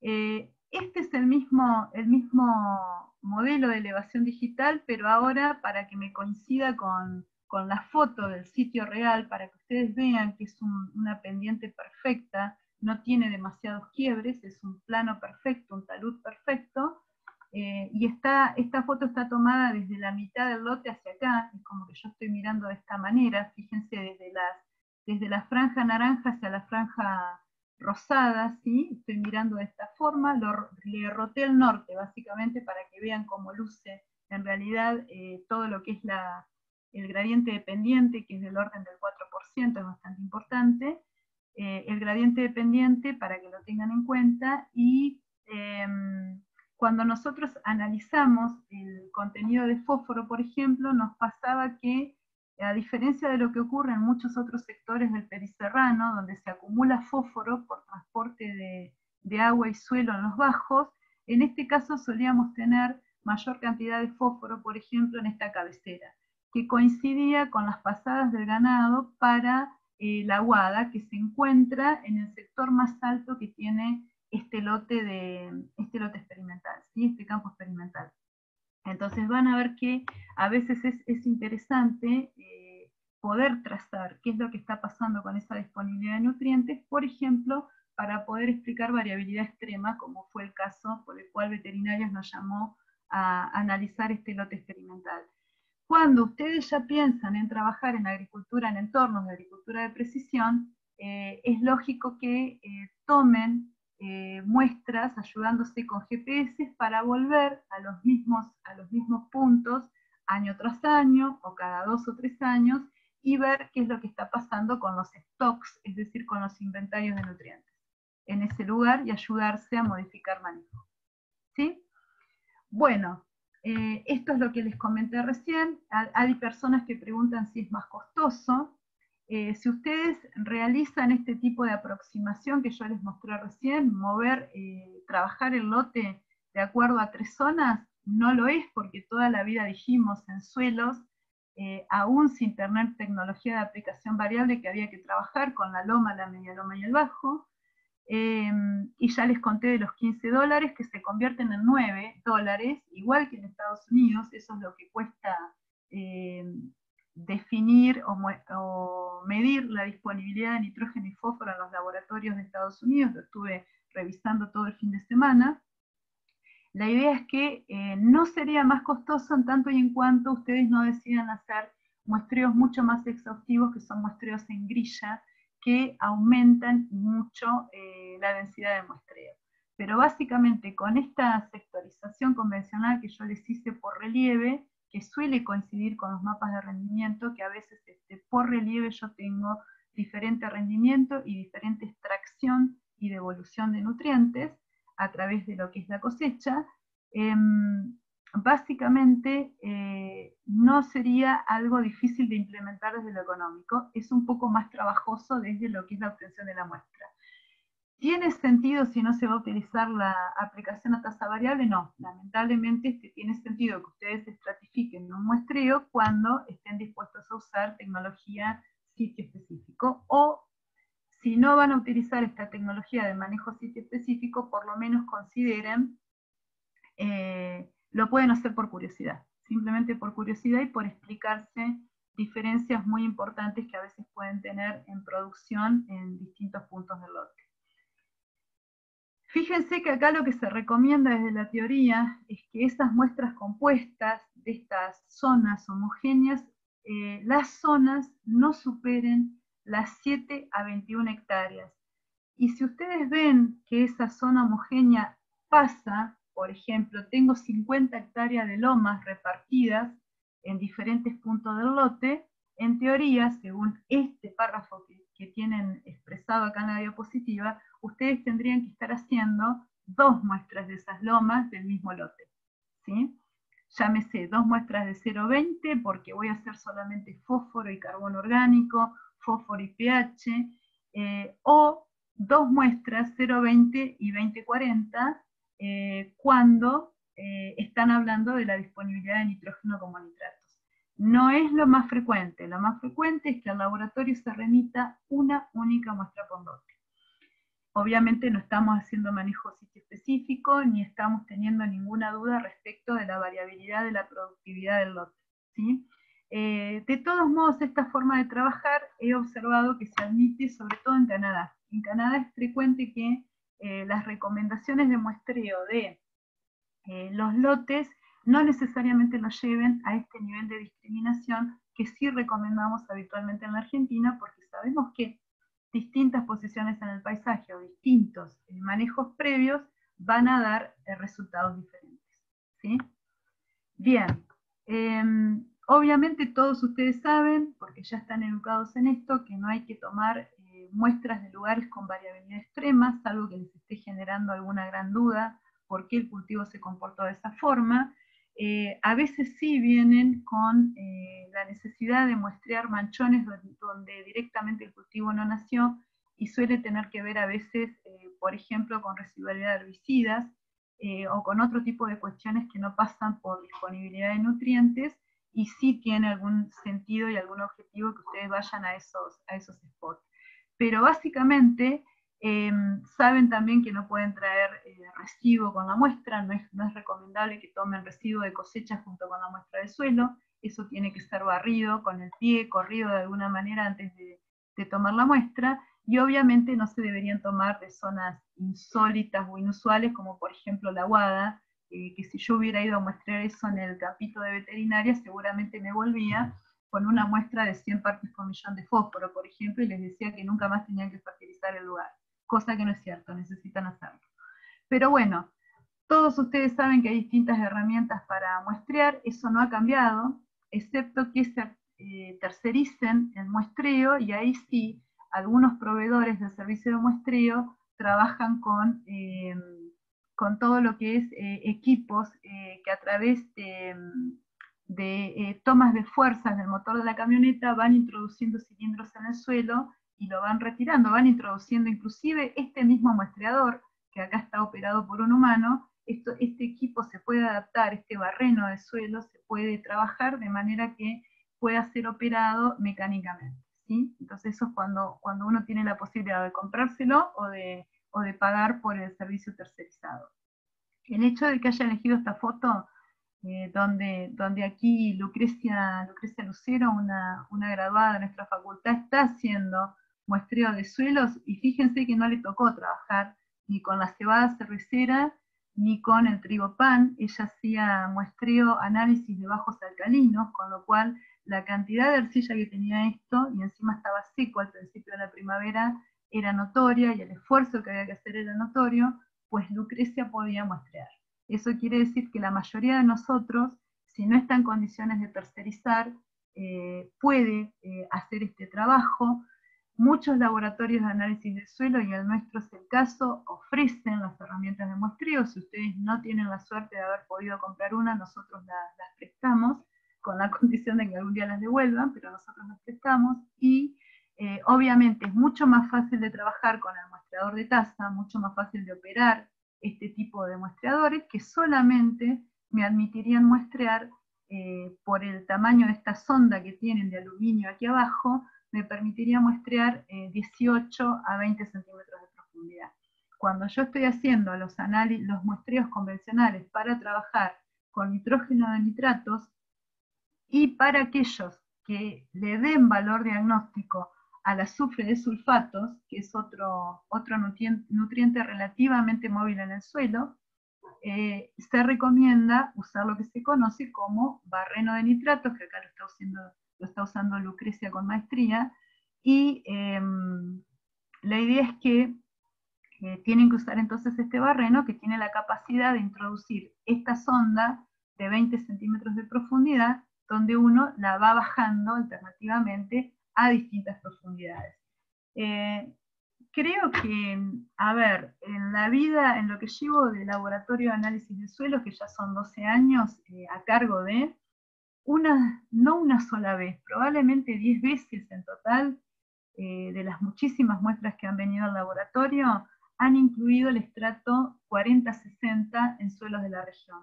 Es mucho más normal que venga el estrato 40-60 de suelos de naturaleza más suelta o arenosos, de Bolívar, de Bragado, de Saladillo, de 25 de Mayo. ¿Sí? Ahí sí, los usuarios del laboratorio de la facultad traen un tercer estrato para analizar, ya sea para nitrógeno de nitratos, y muy eventualmente, muy de vez en cuando, algunos usuarios preguntan por el azufre de sulfatos, puesto que ustedes sabrán que no es una variable en la cual haya un consenso general que tenga un fuerte valor diagnóstico respecto de la necesidad de azufre para un cultivo, de predicción de la necesidad de azufre.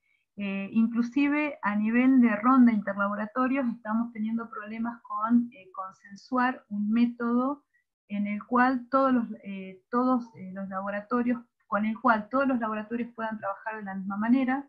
Si no trabajamos de la misma manera, es imposible que se pueda tener a la técnica como un punto de comparación entre todos los laboratorios, y a su vez, como les comentaba, tiene ciertas fallas respecto de predecir la necesidad de, por lo cual no es una técnica muy demandada. La pueden solicitar a la mayoría de los laboratorios de la región, ¿sí?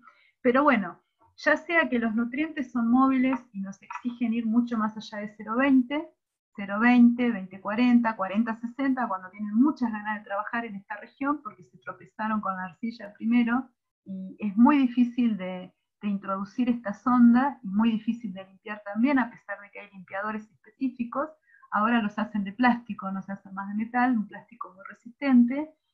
Básicamente, sea que les toque jugar con esto, que es lo más difícil, o con esto, que es mucho, con esta herramienta, que es mucho más fácil de manejar, todos estarían en condiciones todos ustedes están en condiciones de poder muestrear, porque las señoras hemos podido, básicamente, tanto quien les está hablando como las becarias han podido perfectamente trabajar con este tipo de muestreadores. La pala convencional también sirve, y siempre que se sale a muestrear con este enfoque, sobre todo con este enfoque de muestreo compuesto y estratificado por zonas, hay que llevar un balde para mezclar y una superficie limpia para cuartear. El cuarteo, yo me acuerdo que cuando terminé la facultad de Embalcarce no sabía lo que era, y fue una de las primeras preguntas que me hizo la profesora que que me contactó para trabajar en edafología agrícola y apoyar todo lo que era el laboratorio de análisis de suelo, me preguntaba por el cuarteo y yo decía, ¿qué está hablando? ¿Qué está diciendo esta mujer? Pero bueno, básicamente es reducir a 1/4 la muestra original o a volúmenes más bajos, simplemente la muestra original, y eso es particularmente necesario cuando uno está trabajando con pala, porque en la pala, si bien uno toma la rodaja central de la pala, que llega como mucho a 25 centímetros de profundidad, de 0 a 25, 0 a 20, si ustedes lo quieren cortar ahí, a medida que van haciendo este trabajo de tomar 15 a 20 submuestras para constituir una muestra de mi área homogénea, lo que están teniendo es un gran volumen de suelo. Al final de toda esta historia ustedes deben terminar con 8 kilos, por ejemplo. Y en ningún laboratorio se necesitan 8 kilos. Somos muy felices con que nos envíen, como dice este párrafo, 500 gramos de suelo seco, al aire o húmedo, como ustedes prefieran, ¿sí? Y conservado en frío, si ustedes están trabajando con nitrógeno. Probablemente, si quieren cuantificar nitrógeno, no secaron la muestra al aire. Nosotros en el laboratorio hacemos la determinación de nitratos con muestra húmeda, que es un criterio más bien de investigación, pero hemos tenido referencia de algunos usuarios que es un dato que está correlacionado mejor con lo que ocurre en el campo respecto de lo que es la medición de nitratos y la estimación de necesidades de fertilización con muestra seca.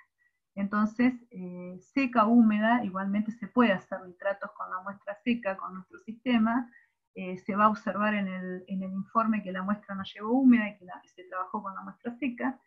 El volumen que se necesita no es demasiado. Y siempre en muestreo compuesto hay un gran volumen al final del camino si ustedes cumplen con la regla de las 15 a 20 bajadas. Entonces lo que se hace es distribuir todo el contenido de sus baldes, que teóricamente es una muestra de un balde o de 2, a veces llegan hasta 2, en una superficie limpia y toman, por ejemplo, la mitad de la muestra, obviamente desparraman, en esta idea lo que hacemos es en un círculo, desparraman todo su material en un círculo, lo homogeneizan bien esta distribución en esta superficie, y de ahí van tomando la mitad del contenido de suelo de este cuadrante, que acá le llamamos el cuadrante 1 y el cuadrante 3, luego vuelven a armar un segundo círculo donde desparraman todo el material y vuelven a tomar la mitad del suelo que está contenido ahora en el cuadrante 2 y en el cuadrante 4.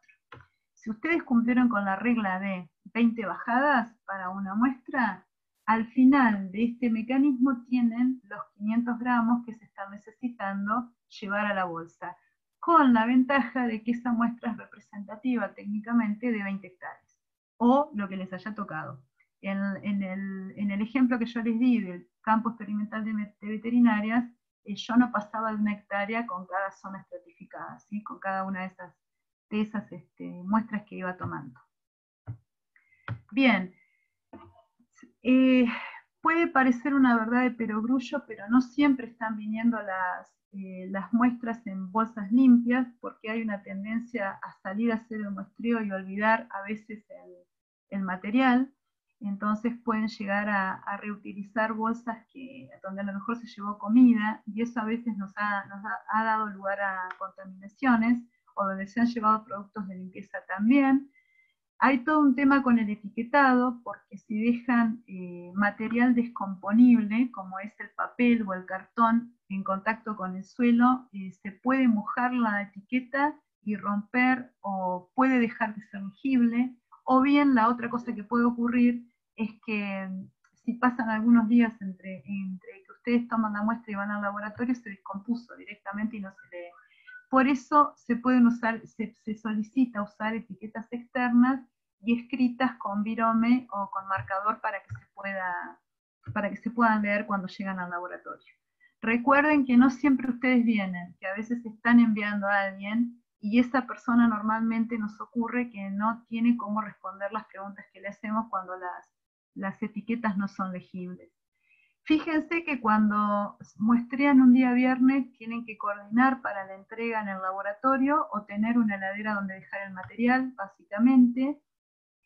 Si no lo pudieron entregar el día viernes y las muestras venían para disponibilidad de nitrógeno, hay que conservar en frío ese material, y eso significa en realidad no hay que frizar o no se puede frizar la muestra, porque ahí vienen los problemas propios o de una fuerte inmovilización de nitrógeno por parte de microorganismos de la muestra cuando descongelo, o un pulso de mineralización, porque algunos microorganismos se mueren y otros rápidamente, los sobrevivientes, los procesan y me generan una especie de pulso de nitratos que yo puedo tener al final en la muestra, con lo cual en un caso subestimaría la disponibilidad de nitrógeno del suelo y en el segundo y último estaría sobreestimando la cantidad de nitrógeno disponible bajo la modalidad de nitratos. Distinto es cuando uno trabaja con nitrógeno en incubaciones anaeróbicas porque satura el suelo, satura la muestra del suelo, lo lleva a estufa a 40 grados, entonces ahí todas las muestras parten de la misma condición, básicamente. Es mucho más lábil o mucho más variable, lo que es variable o sujeto a modificación por las condiciones de almacenamiento, el nitrógeno de nitratos, básicamente. Bien, algunos laboratorios pueden demandar que la muestra esté seca al aire, no es el caso del nuestro, pero ténganlo en cuenta, y puede ser que tengan que enviar proformas o cuestionarios, sobre todo si ustedes piden la interpretación del resultado, con el envío de las muestras. Y algunos obviamente también buscan tener controlado todo el sistema de pagos, la demostración del sistema de pagos previo a la emisión del informe. Por lo pronto yo llegué al final con todo lo que les quería contar de muestreo de análisis de suelos.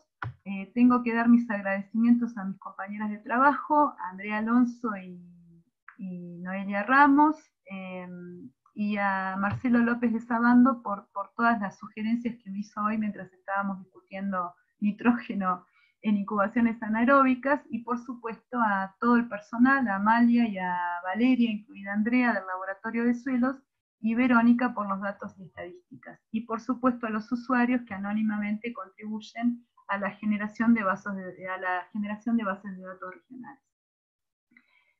Yo ya no tengo más nada almacenado para decir respecto a este tema, con lo cual, si ustedes quieren, pasamos al chat y empezamos a leer cuáles han sido las consultas, ¿sí? Y los invito a que obviamente a que compartamos un rato de preguntas y de intercambio de experiencias eventualmente, ¿sí?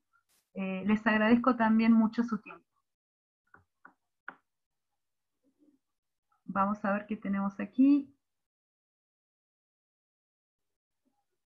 Ah, muy bien.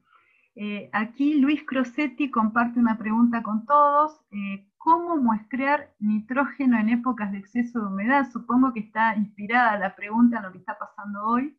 De hecho, los suelos de mi patio están encharcados, porque todo el mundo sale a correr ahora en el fondo y están compactados, así que están llenos de... En este momento debo tener algo así como 5 centímetros de agua arriba del suelo. No es el caso de los suelos agrícolas, ¿no? Por definición, pero puede ser que hasta en algunos sectores ustedes tengan encharcamiento. ¿Cómo muestrear? Yo creí que refería en el caso de Luis al exceso de humedad. Hubiera dicho que esperes 48 horas, porque ahora es imposible. En 48 horas se drenan los macroporos, eso para que lo tengan ustedes en cuenta, y generalmente se trabaja con una muestra con un contenido de humedad mucho más lógico y más fácil desde el punto de vista de la limpieza de los materiales de muestreo, ¿sí? En cuanto a qué parámetros analizar, qué buena pregunta. Probablemente el nitrógeno de nitratos de dentro de 48 horas ya no sea el mismo al previo a esta lluvia. Esperaría esas benditas 48 horas para poder muestrear con más tranquilidad. No sé si respondo a tu pregunta, Luis.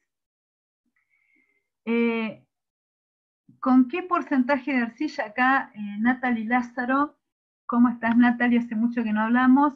¿Con qué porcentaje de arcilla en superficie puedo estar afectando seriamente la retención de fósforo? En realidad es con qué tipo de arcilla.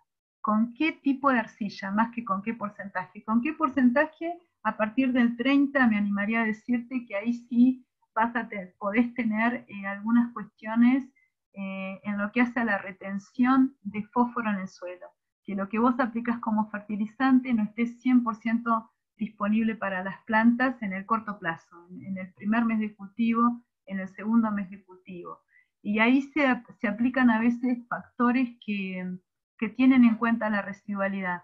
Pero yo te diría que en esta región no te asustes, excepto que tengas más del 30% de arcilla, que a veces pasa. La serie azul podría llegar a ser el ejemplo. Y todos los suelos que están en transición hacia ganadería también. Los suelos que nosotros llamamos ganaderos pueden llegar a tener más del 30% de arcilla en esta región. Es una pregunta que nos hacemos siempre en edafología: ¿por qué estos suelos han generado tanta arcilla? Porque no pasan toda la provincia de Buenos Aires, pero los suelos de Tandil y de Azul a veces tienen contenidos increíbles de arcilla en el horizonte A. No ocurre en todos los lotes, no ocurre en todas las situaciones, pero bueno, del 30% para adelante me preocuparía. Pero insisto, nosotros no somos el lugar del mundo que tenga las arcillas más retensivas. Las más retensivas se dan hacia la cordillera y se dan en los suelos subtropicales de Mesopotamia. Ahí sí, claramente tenés que considerar que lo que se estima es que el 60% de la dosis, únicamente el 60% de la dosis, está disponible para un cultivo, ni bien uno fertiliza, ¿sí? Entonces ahí sí estás en serios problemas. Nosotros acá podemos considerar que entre el 90 y el 80 está claramente disponible. Bien, veamos cómo vienen las preguntas. Aquí Juan Aliandri pregunta: ¿cómo se estiman los kilos de nitrógeno que se aportan por mineralización para decidir la fertilización según la zona? Y repregunta: ¿eso es con el NAN? Sí, Juan, eso es con el NAN y con el nitrógeno de nitratos. El nitrógeno de nitratos, es lo que vos ya tenés disponible previo a la siembra, que en tanto y en cuanto no ocurran lluvias copiosas, va a seguir disponible para los primeros estadios de crecimiento del cultivo. Puede ser que lamentablemente no lo tengas cuando ya la plántula tiene 2 o 3 hojas, según la marcha de las precipitaciones. Pero por otro lado, el que muy probablemente se active a partir de primavera por una cuestión de temperatura del suelo, lo que es la marcha de la temperatura en superficie en el suelo, o en los primeros 20 centímetros del suelo, todo lo que es el aporte desde la materia orgánica del suelo, en primavera se mide muy bien o se estima bien a partir del nitrógeno potencialmente mineralizable, que técnicamente le dicen NAN, el NaN, ¿sí? La suma de los dos es mucho más poderosa como predictor, obviamente, que tener una de las dos variables medidas por separado. Alguien aquí, Lucas Valenzuela, pregunta: ¿cuál es el número de submuestras para hacer en un lote? Bueno, mira, Lucas, si vos vas a trabajar con la idea de distintas zonas homogéneas dentro de un lote, porque ya sabes que hay variaciones en la fertilización previa, en el rendimiento previo del cultivo en distintos sectores del lote, o esto que yo les contaba, que es un clásico histórico de ciencia del suelo, que decimos que hay que muestrear distinto si es la loma, es decir, la loma, perdón, distinto no, se muestra igual, pero las lomas se muestran por un lado, las medialomas por otro, los bajos por otros. Bueno, la idea es que hay que trabajar con estas cuestiones de zonas homogéneas. Esas zonas homogéneas que queremos muestrear a través de distintos pinchazos, como vos consultás, a través de distintas bajadas, no deberían superar las 20 hectáreas. Entre 7 y 20 hectáreas, a veces son menos las superficies que vos estás muestreando. Pero esas zonas homogéneas no deberían superar las 20 hectáreas, y de ahí estarías caminando mucho para esas 20 hectáreas y estarías obteniendo entre 15 y 20 bajadas por zona homogénea. Por ejemplo, 15 o 20 bajadas para armar la muestra de lomas que no están ocupando más que 20 hectáreas en tu lote. Si tus lomas ocuparan un total de 40 hectáreas, porque tu lote tiene 100, por ejemplo, a veces hay lotes de estas dimensiones, pues entonces tendrías que tomar dos muestras de la loma, de dos lomas o de dos grupos de lomas, por ejemplo, a 0,20 centímetros de profundidad, si estás queriendo diagnosticar la disponibilidad de fósforo y o carbono orgánico, que es materia orgánica, el pH, la salinidad, ¿sí? Básicamente. El recorrido puede ser en zigzag, puede ser en diagonal, puedes armar grillas, se trabaja mucho con la idea de equiespaciar las bajadas cuando uno está en agricultura de precisión, pero esto último es bastante más complejo y te llevaría a salir con un plan de caminata prearmado en un GPS. Probablemente tengas que hacer todo un recorrido y cargarlo adentro de un GPS para trabajar consistentemente en un sistema de grillas. Bien. Pregunta Lía, ¿los cultivos de servicio disminuirían el aporte de nitrógeno como urea en el tiempo según algunos datos de Barrow? Sí, así es, porque los cultivos de servicio, yo hoy planteé una versión de esto, que son los abonos verdes, planteé una alternativa, que es algo así como fertilizar con biomasa, si ustedes quieren. Sí, a la larga te tendrían que estar incrementando el nivel de carbono orgánico y eso va de la mano del nitrógeno orgánico, que es la principal fuente, cuando uno dice la mineralización, aportes de nitrógeno del suelo. Ahí estamos hablando de la mineralización del nitrógeno orgánico, que para suerte nuestra, el 98% del nitrógeno total del suelo está retenido bajo formas orgánicas, ¿sí? Hubo una gran discusión hace muchos años atrás si eran formas muy complejas o si eran aminoácidos. Hubo un tesista con una hipótesis muy provocativa que decía que el 90% de ese nitrógeno orgánico eran aminoácidos. Algunos le creyeron, otros no, pero independientemente de qué es molecularmente, ese nitrógeno orgánico por mineralización va a pasar inorgánico. Si yo estoy agregando materia seca, que es carbono, y el carbono está estrechamente vinculado en su cantidad al contenido de nitrógeno, tanto en planta como en el suelo, es muy probable que esos cultivos de servicio, que muchas veces se realizan con la finalidad de mejorar el contenido de materia orgánica del suelo, también mejoren el contenido de nitrógeno orgánico, y a la larga o relativamente en el corto plazo, uno tenga mayor disponibilidad de nitrógeno. Está dependiendo de qué cultivo de servicio también estamos hablando, ¿sí?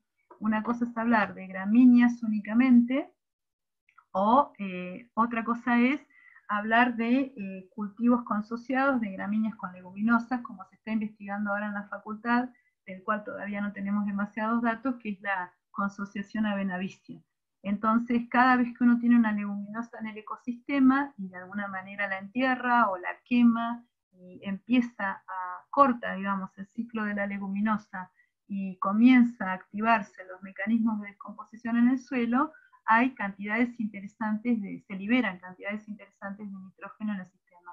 ¿Cómo las ves? Con nitratos a presiembra, pero habría que ver también si este nitrógeno potencialmente mineralizable también da cuenta de estas formas que estarían siendo incorporadas a través de los cultivos de cobertura. Bien, digamos que la hipótesis de Lía es muy probable. Por más que los niveles, acá Facundo, un estudiante de agronomía, por más que mis niveles de arcilla sean bajos, ¿me van a retener un porcentaje de fósforo? Sí, la respuesta es sí, Facundo. Nosotros todavía no estudiamos el fósforo en la materia, no estamos en el momento de la asignatura donde esto se estudie, pero vas a ver que hay cierta capacidad de retención. En parte es por precipitación. Cuando uno fertiliza genera un pandemonium, hay una cantidad muy loca de fósforo soluble en la banda de aplicación de fertilizante, y eso genera que algo potencialmente de ese fósforo precipite. Pero también vas a ver que con el tiempo hay cierta posibilidad de removilizar ese fósforo del fertilizante, y es el concepto de residualidad. Y una ligera retención tenemos. Nosotros en general consideramos, es algo que a veces se charla y lo investigó gente de la UBA, Gerardo Rubio. Busquen las publicaciones de Gerardo Rubio de la FAUBA. él trabajaba con esta idea de la posibilidad de retención de fósforo en los suelos pampeanos, y cuando vio que había mucha retención era porque incrementaba el contenido de óxidos de hierro, que fue algo muy loco. Es algo que nosotros no medimos en la fracción arcilla. Nosotros decimos, bueno, tenemos 20% de arcilla en el A, 30% de arcilla en el A, y nos quedamos con eso. Y no investigamos mineralógicamente qué es esa arcilla. Cuando Roberto empezó a ver que había distinta capacidad de retención de fósforo con una becaria, empezó a preguntarse mineralógicamente qué había, y observó que la mayor capacidad de retención de fósforo la estaban teniendo horizontes A con cierta cantidad, cierto toque adicional de óxidos de hierro. ¿Qué los tenemos? Además de que tenemos arcillas que son aluminosilicatos de tipo ilíticas, en algunos sitios de la región pampeana aumenta un poquito más el contenido de óxidos de hierro, y Roberto no es de veterinaria, Gerardo Rubio de la FAUBA, pudo asociar esta retención ligeramente mayor con la presencia de óxidos de hierro. ¿Sí? Bien, ¿cada cuánto, Daniel García pregunta, ¿cada cuánto tiempo se recomienda repetir el análisis en un mismo lote? Bueno, hay una cuestión, la cuestión más dinámica aquí está siempre asociada al nitrógeno. Si hay un nutriente que por una cuestión racional, por una cuestión de lógica, te haría o te exigiría muestrear todos los años, es el nitrógeno, ya sea porque querés medir la disponibilidad de nitratos o el potencialmente mineralizable, que es el NAN. El NAN puede estar fuertemente influenciado, como dijimos, por el cultivo antecesor, sobre todo si es una leguminosa, que puede llegar a liberar cantidades interesantes de nitrógeno durante la estación del cultivo de invierno. Podría estar mostrando muy bien qué es lo que está pasando con un compost, que tiene una degradabilidad prolongada en el tiempo, y eso hace que vos lo tengas que repetir en cada cultivo que vos hagas, con los cultivos de verano también. Si analizaste para cultivos de invierno ese lote, cuando en la rotación siguiente aparezca un cultivo de verano, también tendrías que estar haciendo la medición de nitrógeno de nitratos y nitrógeno potencialmente mineralizable. El fósforo, en cambio, si vos tenés el dato presiembra, conocés cuánto rindió, porque obviamente te vas a encargar de recuperar el dato al momento de la cosecha, cuánto rindió el cultivo, hay una manera usando esta planilla de cálculo del IPNI CONOSUR, que es el CalREC, esta planilla CalREC, que te permite estimar la extracción del cultivo, y así vos podés simular qué es lo que eventualmente te quedó en el suelo. Y de alguna manera, según el cultivo que siga y su rendimiento esperado, puedas eventualmente reponer. Se puede jugar matemáticamente con el fósforo por este tema de que queda en el suelo, de que no se lava. Con el nitrógeno lamentablemente no podemos hacer lo mismo. El carbono también se puede analizar de cuando en vez, es decir, cada 3 años, o cuando estás haciendo grandes cambios en la secuencia de cultivos y ya pasó toda tu nueva secuencia, que a lo mejor puede querer decir 3 años después, 4 años después, uno podría ir y ver qué es lo que está ocurriendo con el carbono. El pH es otra variable que se modifica relativamente poco en el tiempo. Lo que sí he observado es que cuando se generan patrones de salinización en un lugar, la salinización puede progresar muy rápidamente, y ahí sí ustedes eventualmente pueden llegar a tener que monitorear conductividad eléctrica a menudo en un lote para empezar a tomar decisiones de manejo. Dejar de hacer soja eventualmente, ver qué tipo de especies forrajeras pueden funcionar en ese entorno, y rogar que llueva, porque si se está salinizando un lugar, van a necesitar que los excesos de sales sean removidos por agua de lluvia, básicamente. Bien. Matías pregunta si hay disponible alguna aplicación que colabore con el muestreo de suelo. Qué buena pregunta. Esta es para Noelia Ramos, que no sé si anda por acá. Mira, Matías, sé que hay aplicaciones que te permiten geoposicionar dónde estás, no recuerdo ahora el nombre, te pido disculpas. Esto lo trabaja mucho una de mis compañeras, todo lo que está vinculado con agricultura de precisión, y Marcelo López de Sabando en INTA Tandil. Pero sí sé que hay una que se puede bajar y que es compatible con los sistemas Android, y los iPhone tendrán otras. La idea es que hay aplicaciones que te permiten saber en qué punto estás y de dónde estás tomando exactamente la muestra. Podés grabar, digamos, tu recorrido, podés marcar tu recorrido, como hay otras que te permiten precargarlo. Y también hay GPS que te permiten hacer eso, que es cargar una rutina de recorrido en un GPS, y eso se puede hacer. El software de GPS, de la mayoría de los GPS, te lo está permitiendo, pero es cierto que hay aplicaciones para celular, y yo en este momento no me sé el nombre, te pido mil disculpas. Si nos escribís al laboratorio a lsuelos@fa.unicem.edu.ar, ahí te vamos a poder responder. Luis pregunta, Luis Crosetti, ¿qué parámetros de nitrógeno analizamos cuando tenemos lavado de nitrógeno en el perfil y tenemos que fertilizar trigo? Lamentablemente son siempre cuando la especie móvil de las dos variables que yo conté hoy, que es nitrógeno como nitratos y nitrógeno potencialmente mineralizable, el móvil es nitrógeno de nitratos. Lamentablemente ese es el que se mueve, y que cuando vos lo fotografías en un muestreo a 0,20, puede ocurrir que con el tiempo eso esté en 20-40 o 40-60, ¿sí?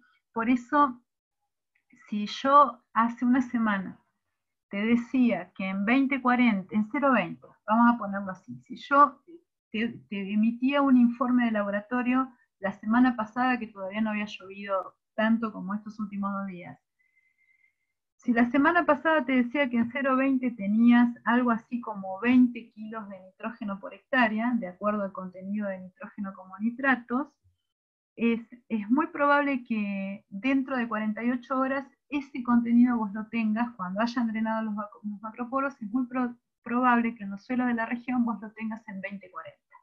Sigue siendo el mismo nitrato de tu análisis previo de hace una semana, pero distribuido en otro sector del perfil.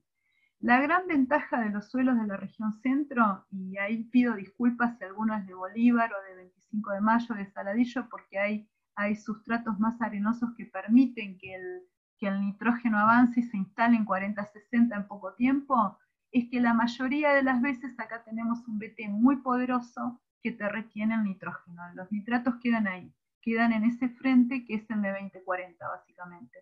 Entonces, lo que hace una semana te dije que estaba en 0,20, la semana siguiente, después de una lluvia, puede estar técnicamente en 20-40. ¿Qué es lo que ocurre? Que las plantas pueden tardar mucho en llegar a explorar ese 0,20, y vos tengas que ponerte a hacer las cuentas como si básicamente tuvieras 0. Sin necesidad de repetir el análisis ni nada parecido, pero tendrías que considerar que hay muy poca disponibilidad y que lo vas a tener que corregir con el arranque, que eso te lleva a fertilizar con fosfato probablemente diamónico o un refuerzo adicional con urea. Bien, veamos si tenemos alguna otra pregunta que se pueda haber escapado.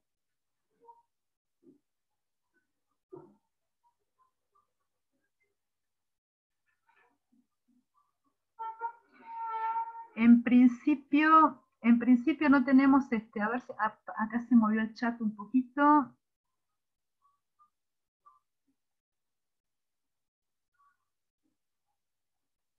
Bueno, no sé si en principio habría alguna consulta adicional, si alguien tiene más preguntas, o si vamos dando por cerrado esta presentación. Les agradezco muchísimo a todos haber estado ahí, ¿sí? Haber estado ahí con ganas de reflexionar, porque todo esto ustedes lo saben claramente, pero bueno, con ganas de reflexionar o de pensar un poquito en estos temas. Así que bueno, gracias a todos por estar.